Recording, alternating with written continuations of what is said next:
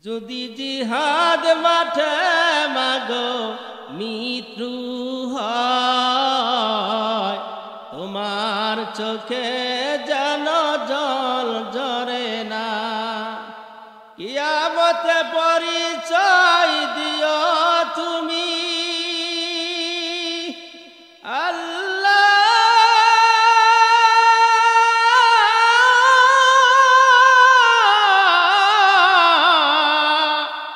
আমি শহীদের মা, যদি জিহাদ মাঠে মাগো মৃত্যু হয়, তোমার চোখে যেন জল ঝরে না। ওই দেখো ডাকছে দিনের পথিক, হাত তুলে আমাকে দোয়া করো না। শহীদি রক্তে হব রাঙা, কিয়ামতে দেখা হবে প্রতিজ্ঞা না।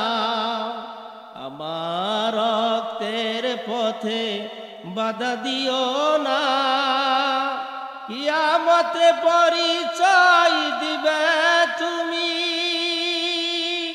কন্যা আল্লাহ।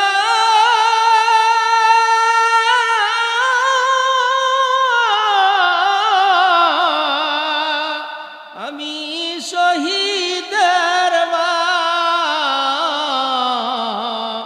যদি জিহাদ মাঠে মাগো মৃত্যু হয়, তোমার চোখে যেন জল ঝরে না। আমরা সবাই বলি আমিন। হযরত ওমর কিরকম সেনাপতি ছিলেন, হযরত ওমর কিরকম রাষ্ট্রপ্রধানের দায়িত্ব পালন করছে। হযরত ওমর গভীর রাত্রিতে প্রজাদের সুখ দুঃখ দেখার জন্য প্রতি রাত্রে বাহির হইতেন। হঠাৎ করে হযরত ওমর গভীর রাত্রিতে ঘুরতেছে, অলি গলিতে ঘুরতেছে, প্রজারা কোন অবস্থায় আছে।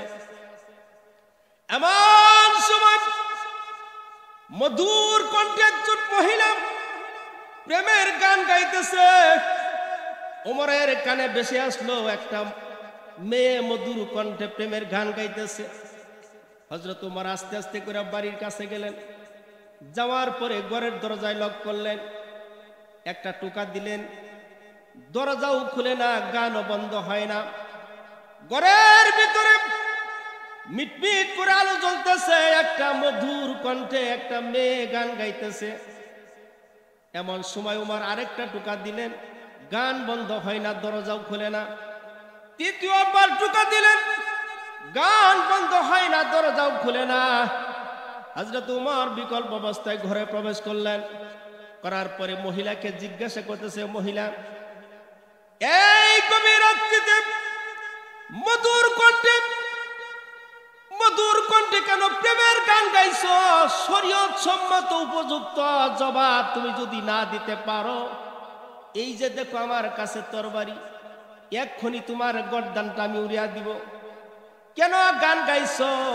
শরীয়ত সম্মত উপযুক্ত তোমার দিতে হবে। হযরত ওমর যখন এই প্রশ্ন করলেন, মেয়েটি চিন্তা করলেন, যেখানে গেলে বাঘের ভয়, ওই জায়গায় গেলে রাত হয়।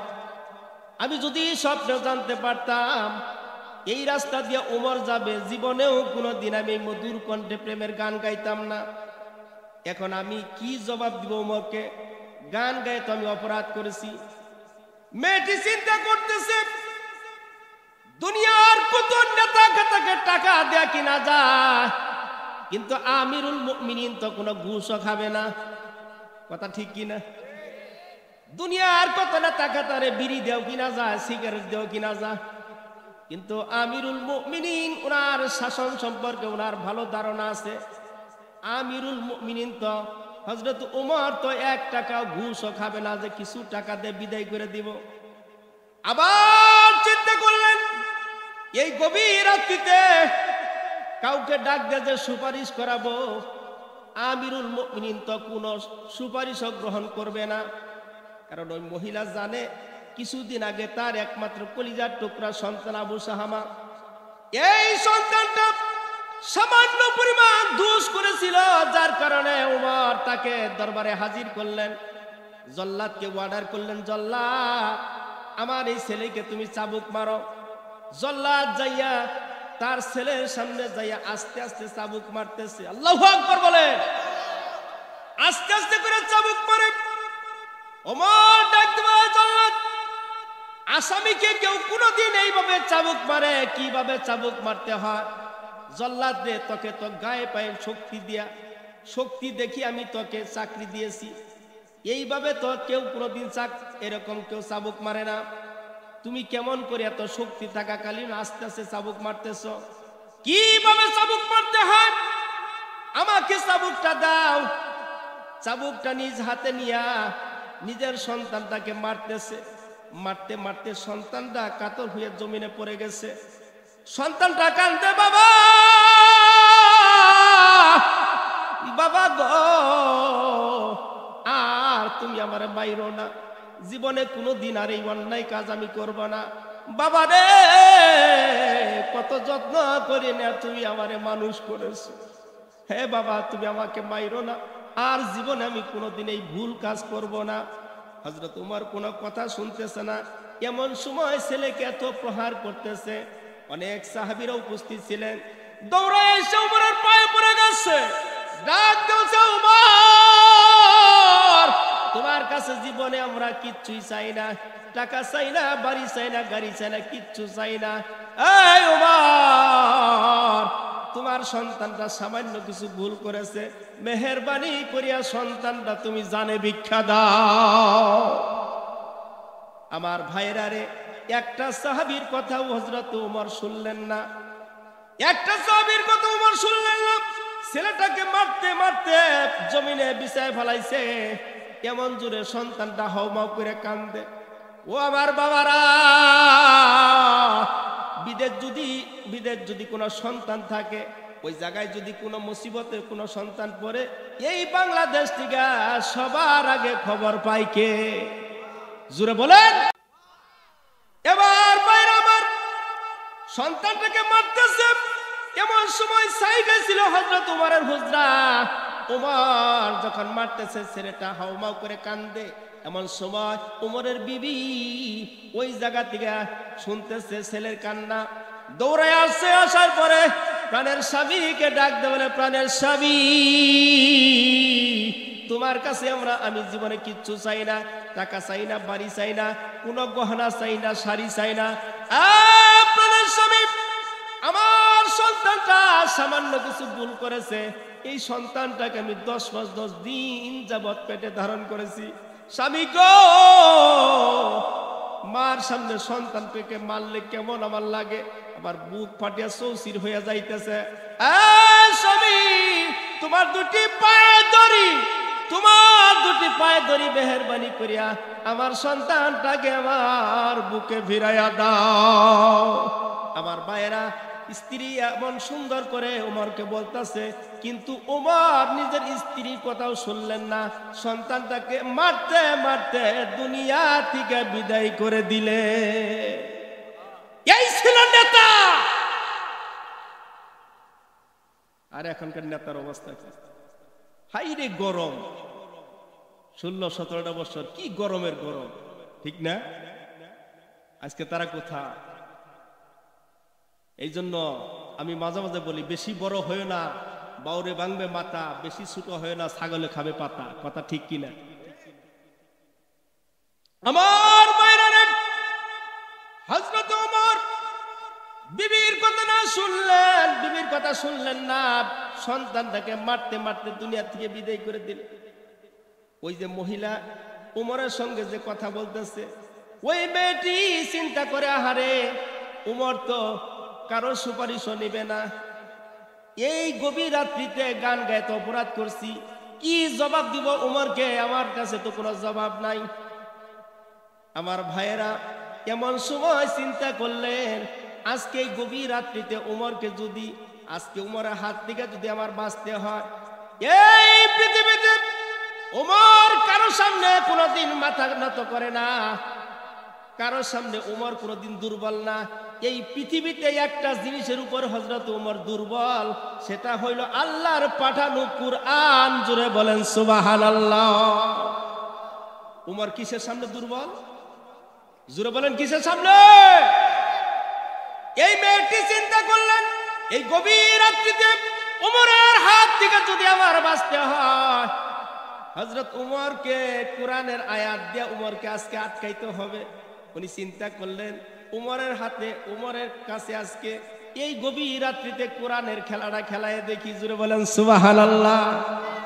এবার মেয়েটি ডাকতেছে, উমর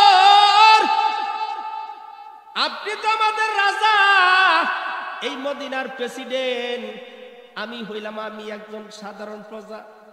এই গভীর রাত্রিতে গান গায়ে অপরাধ করছি, আমি আপনার কাছে জানতে চাই, ও গো মাননীয় খলিফা, গানটা কোরআন শরীফে আল্লাহ কত জায়গায় কতবার হারাম করেছে? সুবহানাল্লাহ বলবেন না? এই ওমর, গানটা কোরআন শরীফ আল্লাহ কত জায়গায় হারাম করেছে আপনি যদি বলেন আমি খুশি হব। ওমর তেলে বেগুনে জ্বলে উঠছে, এই গভীর রাত্রিতে তোর কাছে কি কোরআনের তালিম দিবেন নাকি আমি আসছি? গান কেন গাইছ জবাব দে। মেয়েটি বলে, ওমর আমি একজন সাধারণ প্রজা হিসেবে, আপনি তো আমার মাননীয় খলিফা, যে কোনো প্রশ্নই আমি আপনাকে করতে পারি, সমাধান আপনার করতে হবে। সুবহানাল্লাহ পড়েন। সমাধান আপনার করতে হবে। আপনাকে প্রশ্ন করছি, আমি জানতে চাই কোরআন শরীফের কতবার আল্লাহ পাক এই গানটাকে হারাম করেছে? ওমর বলতেছে, মহিলা শোনো, আল্লাহ রাব্বুল আলামিন কোরআনে কারীমের আউয়াল থেকে আখির পর্যন্ত আল্লাহ রাব্বুল আলামিন পবিত্র কোরআন শরীফের ভিতরে এক জায়গায় কোরআন শরীফের ভিতরে আল্লাহ গান হারাম করেছে। এবার মেয়েটি বলতেছে, ওমর এটা তোমার মুখের কথা আমি বিশ্বাস করব না। কোন আয়াত দ্বারা আল্লাহ রাব্বুল আলামিন গান হারাম করেছে ওই আয়াতটা তোমাকে পয়রা তেলাওয়াত করে শোনাই দিতে হবে। জোরে বলেন সুবহানাল্লাহ। এবার উমর বলতেছে, মহিলা শোনো, ওয়ামিনান নাসি মাইয়াশতারি লাহুয়াল হাদিস। আল্লাহু আকবার। এই মহিলা, আল্লাহ রাব্বুল আলামিন কোরআন শরীফের এক জায়গায় এই আয়াত দ্বারা গান, সিনেমা, নাটক যা আছে সব কিছু আল্লাহ হারাম করে দিয়েছে, লাহুয়াল হাদিস। এবার মেয়েটি চিন্তা করে বলে, এই উমর, গান গায়ে যদি অপরাধ আমি করে থাকি, কোরআন শরীফের একটা আয়াতের হুকুম আমি লঙ্ঘন করেছি, কথা ঠিক কিনা? একটা আয়াতের হুকুম লঙ্ঘন আমি করেছি, একটা আয়াতের হুকুম লঙ্ঘন করার কারণে যদি আমার মৃত্যুদণ্ড হয় আমি মরতে রাজি আছি। কিন্তু মাননীয় খলিফার কাছে আমার একটা প্রশ্ন, মাননীয় খলিফা, আমার এই ঘরে প্রবেশ করার সময় মাননীয় খলিফা হযরত ওমর কোরআন শরীফের 3টে আয়াতের হুকুম লঙ্ঘন করে আমার বাড়িতে ঢুকছে। জুড়ে বলেন সুবহানাল্লাহ। একটা হুকুম লঙ্ঘন করার কারণে আমার যদি মৃত্যুদণ্ড হয়, মাননীয় খলিফা নিজেই যে কোরআন শরীফের 3টে আয়াতের হুকুম লঙ্ঘন করেছে, ওই মাননীয় খলিফার বিচারটা কি হবে আমি জানতে চাই। জুড়ে বলেন সুবহানাল্লাহ। ওমর তো তেলে বেগুনে জ্বলে উঠছে, কি কস তুই? আমার জীবনে সব জ্ঞান থাকাকালীন যেই দিন থেকে আব্দুল্লাহর গোলাম মুহাম্মদের হাত ধরে কালিমা পড়ে মুসলমান হয়েছি, ওয়াল্লাহি আল্লাহর কসম, জীবনে কোনোদিন একটা আয়াতের হুকুম লঙ্ঘন করে আমি ওমর চলি না। আর তুমি বলছো কোরআন শরীফের আয়াতের হুকুম আমি লঙ্ঘন করেছি। এবার মেয়েটি ডাক দিল, ওমর, কোরআন শরীফের কোন আয়াতগুলি তুমি হুকুম লঙ্ঘন করে আমার বাড়িতে ঢুকছো? তুমি যদি অনুমতি দাও আমি এই মুহূর্তে ওই আয়াতগুলি তোমার সাথে তেলাওয়াত করে শোনাই দিতে পারি। সুবহানাল্লাহ বলবেন না ভাই? আপনারা রাগ করতেছেন আমার প্রতি? এবার মায়ের আমার মেয়েটি ডাক দিলে, উমর তুমি আমাকে সাধারণ মেয়ের মতো মনে করো না, আমি বার্সর আর মহিলা না যে লাকুম দিনুকুম সহিয়াল বুখারী, আমি যেন তেন কোনো মহিলা না, আমি হইলাম পবিত্র কুরআনের হাফেজা। আল্লাহু আকবার। এই ওমর, আমি হইলাম পবিত্র কুরআনের হাফেজা। তুমি যদি আমাকে অনুমতি দাও, এই মুহূর্তে আমি ওই কোরআন শরীফের আয়াতগুলি তেলাওয়াত করে শোনায় দিতে পারি। জুলে বলেন সুবহানাল্লাহ। এখন উমরের বুকের কা ভুড়ে গেছে, কি কয় এই মহিলা তো এখন কোরআন তেলাওয়াত করে আমারে শোনাবে। উমর আস্তে করে বলে, ঠিক আছে বলো দেখি কোরআন শরীফের কোন আয়াতগুলি আমি হুকুম লঙ্ঘন করে আমি তোমার বাড়িতে ঢুকছি। মেয়েটি ডাকতে বলে, উমর তুমি কি জীবনে কোরআন শরীফ পড়ো নাই? সুবহানাল্লাহ বলবেন না? তোমার জীবনে কোনদিন তুমি কি কোরআন শরীফ পড়ো নাই? আল্লাহ পাক কোরআন শরীফের সূরা নূরে কি বলছেন, তুমি কি তেলাওয়াত করো নাই? আল্লাহ বলছেন, ইয়া আইয়ুহাল্লাযীনা আমানু লা তাদখুলু বুয়ুতান গায়রা বুয়ুতিকুম হাত্তা তাস্তানিসু ওয়া তুসাল্লিমু আলা আহলিহা। আল্লাহু আকবার। এবার মেয়েটি ডাক দিল, উমর আল্লাহ পাক কোরআন শরীফে কি বলছেন তুমি শোনো নাই? আল্লাহ বলছেন, যারা আমাকে না দেখে বিশ্বাস করো ওই ইমানদাররা তোমাদেরকে বলতাছি শোনো, লা তাদখুলু বুয়ুতান, তোমরা নিজের ঘর ছাড়া গায়রা বুয়ুতিকুম, নিজের ঘর ছাড়া কারো ঘরে যাবা না। এই আদেশটা কার?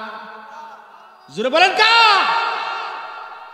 এই ওমর, আল্লাহ বলছেন লা তাদখুলু বুয়ুতান গায়রা বুয়ুতিকুম, তোমরা নিজের ঘর ছাড়া অন্য কোনো কারো ঘরে যাবা না। এই উমর, এই ঘরটা তো তোমার না, আমার বাড়িতে কেন আসছো জবাব দিতে হবে, না হইলে কিন্তু তোমার খবর আছে। সুবহানাল্লাহ বলবেন না?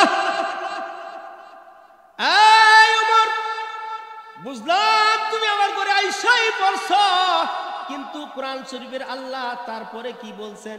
আল্লাহ বলছেন হাত্তা তাস্তানিসু, আল্লাহ বলছেন নিজের ঘর ছাড়া অন্যের কোন ঘরে যদি যাওয়ার প্রয়োজনই হয়, তুমি ওই ঘরের মালিককে যাইয়া প্রথম সালাম অনুমতি নিবা। জোরে বলেন সুবহানাল্লাহ। এই ওমর, আমার বাড়িতে যখন ঢুকছ তুমি তো আমার কাছে অনুমতি নেও নাই, কেন অনুমতি নেও নাই জবাব দিতে হবে, না হলে কিন্তু ওমর আজকে তোমারে ছাড়বো না। এই ওমর, বুঝলাম তুমি অনুমতি নেও নাই। আল্লাহ এরপরে কি বলছেন? ওয়া তুসাল্লিমু আলা আহলিহা। আল্লাহু আকবার। আল্লাহ এরপরে বলছেন তুমি কোন ঘরে যাওয়ার আগে ওই ঘরের মালিক যিনি থাকবেন ওই ঘরের মালিককে যাইয়া সর্বপ্রথমে তারে সালাম দিবা। সুবহানাল্লাহ বলেন। আমার বাইরে মেয়েটি ডাকতে বলতেছেন, ওমর এই ঘরটা তো তোমার না, এই ঘরে কেন আসছো তোমার জবাব দিতে হবে। দ্বিতীয় নম্বর হইল আমার কাছে অনুমতি নেও নাই, কেন নেও নাই জবাব দিতে হবে। 3 নাম্বার হইল আমাকে সালাম দেও নাই, সালামের জবাব দিতে হবে। এই 3টা প্রশ্নের উত্তর যদি না দিতে পারো, হতে পারো তুমি মদিনার বাদশা উমর, কিন্তু আজকে তোমাকে আমি ছাড়ছি না। জোরে বলেন সুবহানাল্লাহ। এই 3টা প্রশ্নের উত্তর শুনবেন কি শুনবেন না? আমার বাইরে এবার উমর তো বেকায়দা পড়ে গেছে, উমর তো প্রশ্নের উত্তর দিতেই হবে। এবার উমর বলতেছেন, এ মহিলা তোর ঘরে আসার অনুমতি আমার আছে। সুবহানাল্লাহ কোন। এবার মেয়েটি ডাকতে বলতেছেন, কে তোমার অনুমতি দিল? এত বড় পাওয়ার তোমাকে কে দিল আমার ঘরে প্রবেশ করার জন্য? তোমার এত বড় সুপার পাওয়ার কে দিল?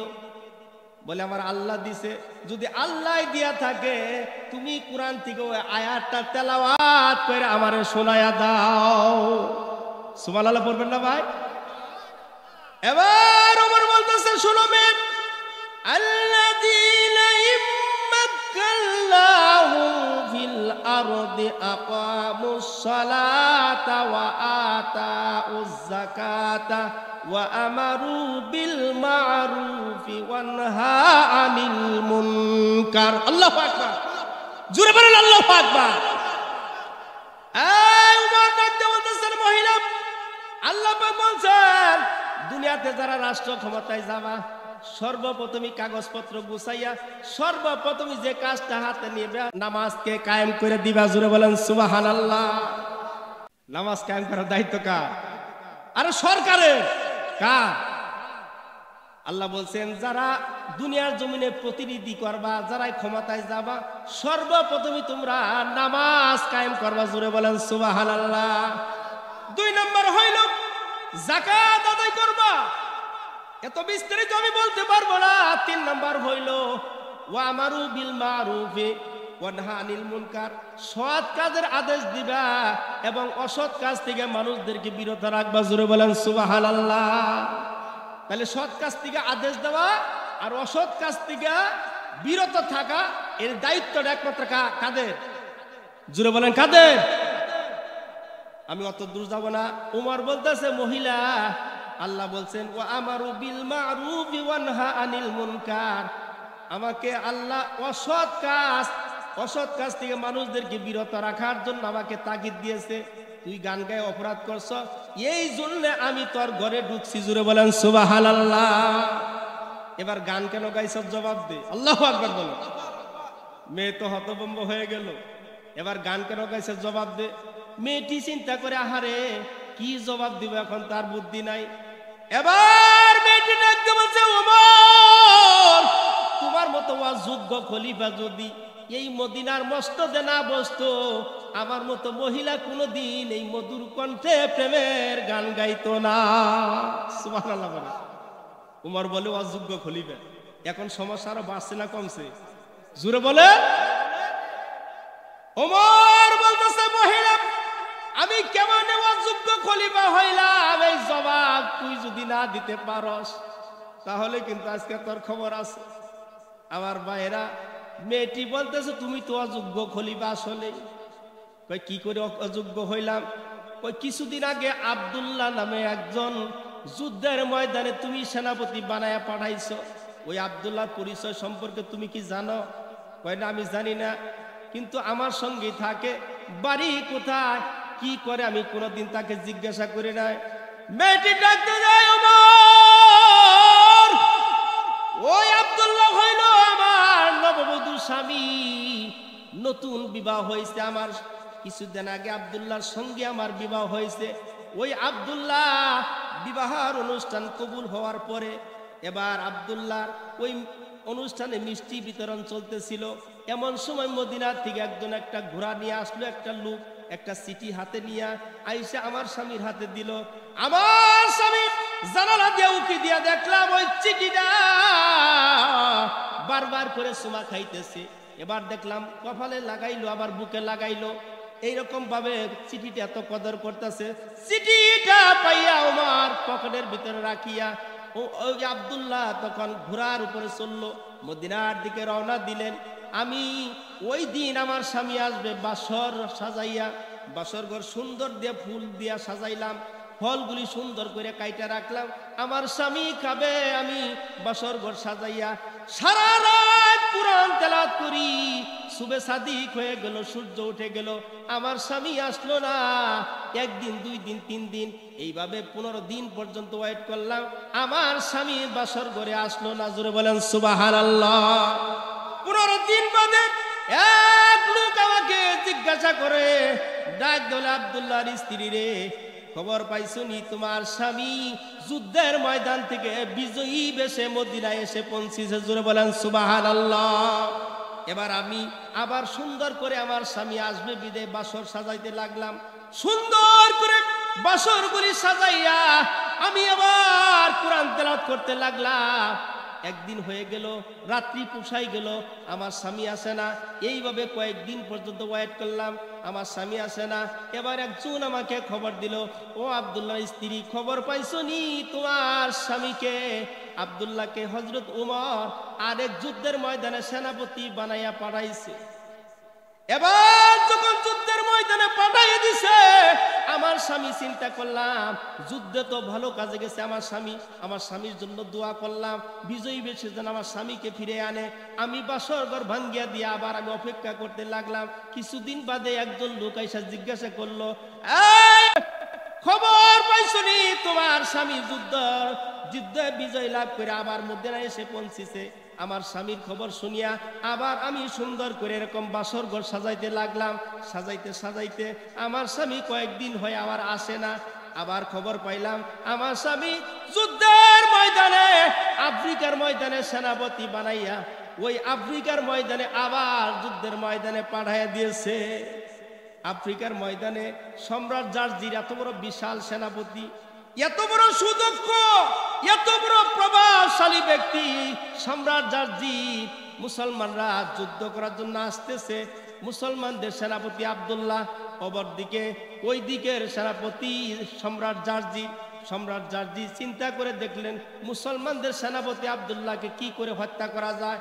উনি সমস্ত প্রজাদেরকে ডাক দেওয়া, আমার প্রজারা, মুসলমানদের সেনাপতি আব্দুল্লাহকে যে ব্যক্তি হত্যা করতে পারবা আমি ঘোষণা দিলাম ওই লোকটাকে আমি 10,000 স্বর্ণ মুদ্রা পুরস্কার দিব। জোরে বল নাউজুবিল্লাহি মিন যালিক। আমার ভাইরা, মুসলমানদের সেনাপতি আব্দুল্লাহকে যে হত্যা করতে পারে 10,000 স্বর্ণ মুদ্রা পুরস্কার দিব। এবং তিনি নিয়ত করলেন আমার মেয়ে সবচাইতে সুন্দরী নারী, বিশ্ব সুন্দরী তৎকালীন সময়ে। উনি নিয়ত করলেন আমার এই নিজের কন্যাটা ওই লোকটার সঙ্গে বিবাহ দিয়ে দিব। নাউজুবিল্লাহ, আরো জোরে বলেন নাউজুবিল্লাহ। এবার যখন এই নিয়ত করলেন, এই নিয়ত করার পরে আফ্রিকার ময়দানে সমস্ত মানুষরা পুরস্কার লুবে তরবারি নিয়ে যুদ্ধের ময়দানে আনন্দে নাচতেছে। মুসলমানদের সেনাপতি আব্দুল্লাহকে হত্যা করে 10,000 স্বর্ণ মুদ্রা পুরস্কার নিব এবং রাজকন্যা হেলেনকেও বিবাহ করব। এই যুদ্ধের ময়দানে সবাই আনন্দে নাচতেছে। এই খবরটা মুসলমানদের কাছে এসে পৌঁছলো। পৌঁছার পরে যে সম্রাট জার্জি 10,000 স্বর্ণ মুদ্রা পুরস্কারে ঘোষণা করছে, আবার রাজকন্যা হেলেনকে বিবাহ দিবে, এই ঘোষণা তিনি করছেন। এবার মুসলমানরা পরামর্শ বসলো কি করা যায়।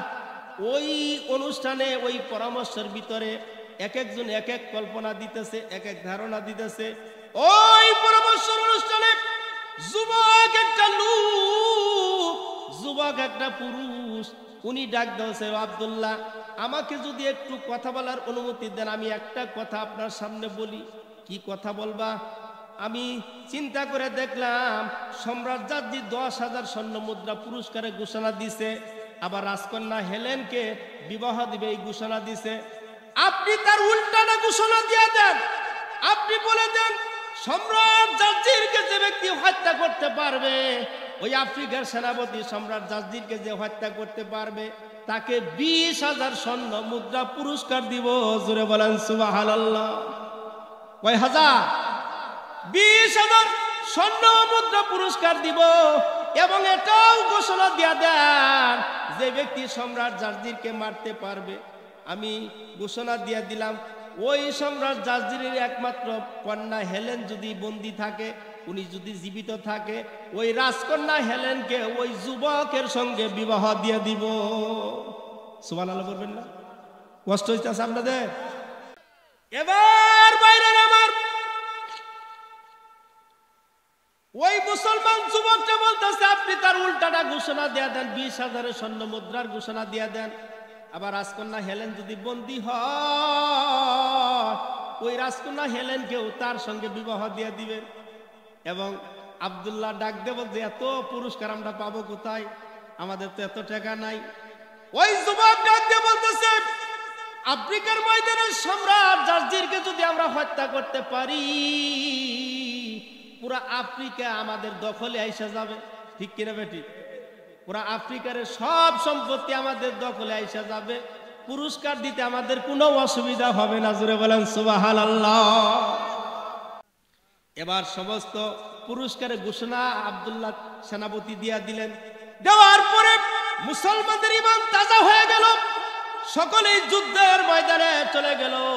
যুদ্ধ যুদ্ধ চলতেছে, কয়েকদিন যুদ্ধ হওয়ার পরে অনেক ঘটনা আমি শেষ করে দিতেছি। যুদ্ধ শেষ হয়ে গেল, এবার একদিন, 2 দিন, 3 দিন যায়। যাওয়ার পরে মুসলমানদের সেনাপতি আব্দুল্লাহ সমস্ত সৈনিকদেরকে ডাক দিয়ে বলতেছে, ওগো সৈনিকেরা, যুদ্ধ শুরু হওয়ার আগে আমি একটা ঘোষণা দিয়েছিলাম যে সম্রাট জারজিরকে যে ব্যক্তি মারতে পারবে আমি তাকে 20,000 স্বর্ণ মুদ্রা পুরস্কার দিব। সম্রাট জারজির তো মারা গেছে, এবার কে আসো 20,000 স্বর্ণ মুদ্রা আমার সামনে এসে নিয়ে যাও। সুবহানাল্লাহ পড়েন। 20,000 স্বর্ণ মুদ্রা আমি তোমাদের নিয়ে বসে আছি, 20,000 স্বর্ণ মুদ্রা তোমরা নিয়ে যাও, যে হত্যা করছো নিয়ে যাও। এবং রাজকন্যা হেলেন আল্লাহর রহমতে উনিও আমাদের সাথে বন্দী আছে। ওই রাজকন্যা হেলেনকেও তার সঙ্গে বিবাহ দিয়ে দিব। কে সম্রাট জারজিরকে হত্যা করছো জলদি করে তুমি আইসা পুরস্কারটা নিয়ে যাও। জোরে বলেন সুবহানাল্লাহ। আমার বাইরে একদিন চলে গেল, 2 দিন চলে গেল, 3 দিন চলে গেল, কেউ পুরস্কার নিতে আসে না। সুবহানাল্লাহ বলবেন। যদি আমরা হইতাম, টাকার কথা বাতি দিলাম, এত সুন্দর একটা মেয়ে জীবনে যদি একবার বিবাহ করতে পারি জীবন কামিয়াব, ঠিক কিনা? এমন সময় 3 দিন হয়ে গেল, কেউ আসে না টাকা নিতে। সেনাপতি আশ্চর্য হয়ে গেলেন, এতগুলি 3 দিন হয়ে গেল পুরস্কার নিতে আসে না, এটা কেমন কথা? কেউ জিজ্ঞাসা প্রশ্ন করলো, গো সেনাপতি, যে যুদ্ধের ময়দানে যুদ্ধ হয়েছে, যুদ্ধের ময়দানে হতে পারে সম্রাট জারজির নিজেও নিহত হয়েছে এবং যে ওই সম্রাট জারজিরকে মারছে হতে পারে সেও নিহত হয়ে গেছে। এই জন্য লোকটা বুঝি মারা গেছে, এই জন্য বুঝি টাকা নিতে আসে না। চিন্তার কোনো কারণ নাই, ওই সৈনিকটা বোধহয় মারা গেছে, এই জন্য পুরস্কার নিতে আসে না, চিন্তার কোনো কারণ নাই। এমন সময় সাইডেই ছিল রাজকন্যা হেলেন বন্দী, যুদ্ধের ময়দানে সাইডেই ছিল রাজকন্যা হেলেন বন্দী। ওই হেলেন বন্দী কারো ডাক দিয়ে বলতেছেন, ওগো সেনাপতি, আমি আশ্চর্য হয়ে যাই, 3 দিন পর্যন্ত আপনি ডাকতেছেন পুরস্কার নেওয়ার জন্য, আমি আশ্চর্য হয়ে যাই। আমার বাবাকে যে মেরেছে, আমার বাবার পিছনের গোড়ায় ছিলাম আমি ওই যুবককে ভালো করে চিনি, ওই যুবকটা এই মজলিসের ভিতরে আছে। সুবহানাল্লাহ। ওই যুবকটা এই মজলিসের ভিতরে আছে, কিন্তু আমি আশ্চর্য হয়ে যাই সেনাপতি, গত 3 দিন হয়ে যায়, 3 দিন হয়ে গেল পুরস্কার নিতে আসে না। 20,000 স্বর্ণ মুদ্রাই কথা নয়, বাদ দিলাম। আমি এমন একটা মেয়ে, এই আফ্রিকার ময়দানে এমন কোন কোটিপতি, এমন কোন ধনী লোক নাই, রাজা বাদশার ছেলেরা আমাকে বিবাহর পয়গাম না দিয়েছে। এত সুন্দরী আমি আশ্চর্য হয়ে যাই। 20,000 স্বর্ণ মুদ্রা আমি নয় বাতি দিলাম, কিন্তু এই 20,000 স্বর্ণ মুদ্রা কথা বাদ দিলাম, আমারে দেখাও কি তার বিবাহ করতে মন চায় না। আমি আশ্চর্য হয়ে যাই, এমন যুবক কি করে স্থির হয়ে দাঁড়ায় থাকতে পারে, আমাকেও বিবাহ করতে তার ইচ্ছা হয় না। এবার সেনাপতি ডাক দিলেন, ওগো রাজকন্যা হেলেন, তুমি কি ওই যুবককে দেখলে চিনবা? হ্যাঁ, আমাকে যদি ওই জায়গায় যাইতে দেওয়া হয়, আমি ইচ্ছা করলে এই আঙ্গুল দিয়ে তাকে ইশারা দিয়ে দেখাই দিতে পারবো কোন যুবক আমার বাবাকে মারছে। জোরে বলেন, কোন যুবক আমার বাবাকে মারছে? এবার সেনাপতি ওই যুবককে নিয়ে আসলেন, আসার পরে ওই হেলেনকে নিয়ে আসলেন, ডাক দিয়ে বলছে, হেলেন, সকলকে লাইনে দাঁড় করাই দিয়েছি, তোমার বাবাকে কে হত্যা করেছে একটু তাকায়া দেখো ওই যুবকটা এই জায়গায় আছে কিনা। দীর্ঘক্ষণ দেখতেছে রাজকন্যা হেলেন, সবাই দেখে রাজকন্যা হেলেনের সুন্দর চেহারার দিকে দিকে তাকায় দেখে কিন্তু একটা যুবক ওই লাইনের মাঝখানে মাথা নিচু করিয়া দিয়া শুধু কান্দে,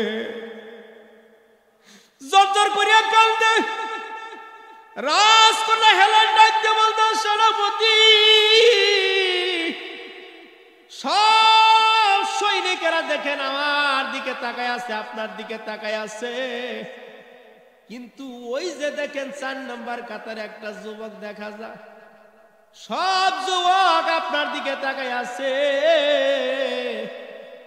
একটা যুবক দেখেন মাথা নিচু করিয়া গুনগুন করিয়া চোখের পানি ফেলা। সেনাপতি ওই যে দেখে যুবকটা মাথা নিচু করিয়া কান্দে, ওই যুবকটাই আমার বাবাকে হত্যা করছে, আমি প্রত্যক্ষ দেখেছি। এবার সেনাপতি তাকায় দেখলেন যে যুবক ওই পরামর্শের ভিতরে যে পরামর্শটা দিয়েছিলেন, ওই যুবকটাই দেখাইতেছে রাজকন্যা হেলেন ওই লোকটাই মারছে ওনার বাবাকে। ডাক দিয়ে নিয়ে আসলেন সামনে। আরে যুবক, 3 দিন যাবত পুরস্কার নেওয়ার জন্য তোমাদেরকে ডাকতেছি, তোমাকে ডাকতেছি। কারা তুমি যদি মেরে থাকো, সম্রাট জার্জিরকে যদি তুমি মেরে থাকো, তাহলে 20,000 স্বর্ণ মুদ্রা পুরস্কার তুমি নাও না কেন? 20,000 স্বর্ণ মুদ্রা তোমার বাদ দিলাম। রাজকন্যা হেলেন, এত সুন্দর চেহারা, এই মেয়েটা কি তোমার কি বিবাহ করতে ইচ্ছা হয় না? তুমি পুরস্কার নাও না কেন, অথবা এত সুন্দরী মেয়েটা কেন বিবাহ করতেছে না, একটু জানতে চাই দেখি। এবার যুবক ভাইয়ের আমার, যুবক চোখের বাড়ি পালায় কান্দে, ডাক দিয়ে বলে, সেনাপতি, আমি যখন যুদ্ধের ময়দানে বাড়ি থেকে রওনা দিয়েছি, যুদ্ধের ময়দানে যাব, ওই সময় আমি নিয়ত করে বাইর হইছি এমন যুদ্ধ করব, আমার হাত দ্বারা যদি একটা মানুষও মারা যায়, কাফের মারা যায়, সেটা একমাত্র আল্লাহর সন্তুষ্টি লাভের উদ্দেশ্যে আমি তাকে হত্যা করব। সেনাপতি, আমার জীবনটা যখন ঘর থেকে বাইর হইছি, ওই দিন আমার জীবনটা আল্লাহর নামে কুরবানি করে দিয়েছি। জোরে বলেন সুবহানাল্লাহ। কোন টাকা লোভে, কোন পয়সা লোভে এবং কোন মেয়েকে বিবাহ করার জন্য তো আমি যুদ্ধ করি নাই। ওগো সেনাপতি, আমি যদি স্বপ্নেও জানতে পারতাম আমার এই হাত দ্বারা সম্রাট জার্জির মারা যাবে, আমার এই তরবারির নিচে পড়িয়া সম্রাট জার্জির মারা যাবে, কোন দিন আমি ওই যুদ্ধের ময়দানে পরামর্শটা দিতাম না। আমি তো পরামর্শ দিয়ে ভুল করেছি। যুদ্ধের ময়দানে আমার হাতে সম্রাট জার্জি, যুদ্ধ করতে করতে কত কাফের বেঈমানকে আমি জাহান্নামে পাঠাইছি আমি বলতে পারবো না। আমি যুদ্ধের ময়দানে যুদ্ধ করতেছি, করতে করতে মানুষকে জাহান্নামে পাঠাইতেছি মাইরা মাইরা। হঠাৎ করে আমি আগাইতেছি, হঠাৎ একবারে সামনে সম্রাট জার্জির এসে হাজির হয়ে গেছে। এবার আমি চিন্তা করলাম, আমি সম্রাট জার্জিরকে মারবো না, কারণ আমি যুদ্ধের ময়দানে যে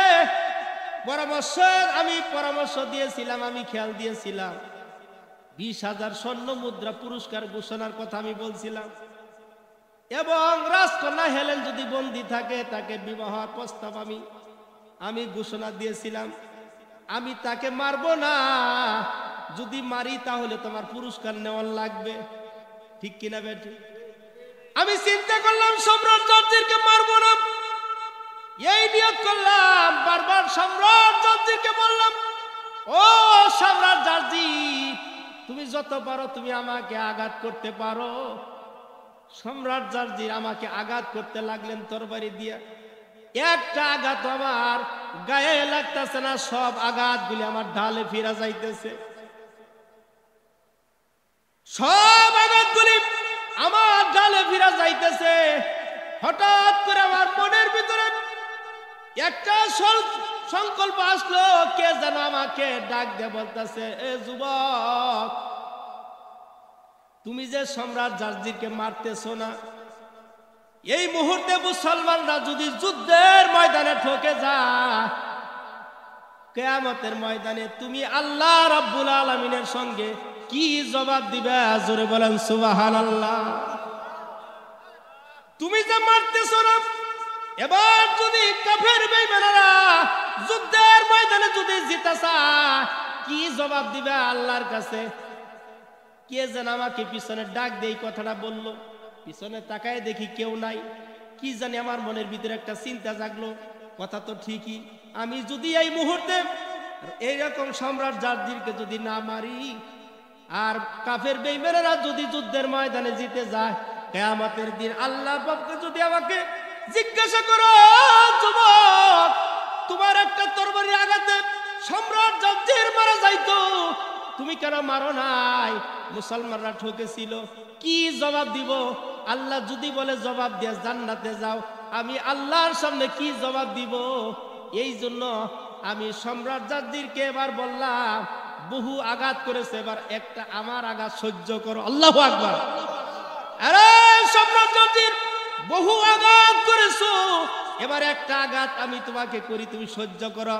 এই বলে বিসমিল্লাহ আল্লাহু আকবারে ধরি দিয়া একটা আঘাত যখন আমি করলাম, আমি তাকায়া দেখি আমার তরবারিটা সম্রাট জার্জিরের গোটা নলিটা বডিটা কাইটা দুই ভাগ হইয়া আমার তরবারিটা জমিনের ভিতরে আধ হাত গেড়ে গেছে। জোরে বলেন সুবহানাল্লাহ, আর জোরে বলি সুবহানাল্লাহ।